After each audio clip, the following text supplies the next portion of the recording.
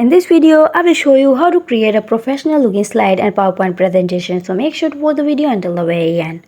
I have opened a PowerPoint presentation. Let's just quickly go and select the rectangle shape from insert. Tab once you have selected it, you just quickly go and rotate it a little bit. This way we can also hit Ctrl button and copy this shape. Now after adjusting a little bit, I have created a 3 shapes and now I'm going to go and group them here. Select 3 of them using a Ctrl button and here just go and hit group.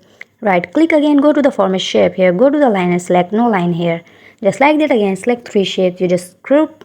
Before go to the formal shape here, select picture and texture field. Further insert the image you want and for the next step we'll select again a rectangle from the shape. Just rotate it as you want, just like that, whatever you like. For the background, actually just rotate it. What you're going to do is send it to the background here. Further we'll go and just quickly set up the things a bit. Now just right click again and go to the send back option. It will just go into the background, whether we can change its color as you like. Now let's just adjust it again like that. Now it will looking quite better and transition to it.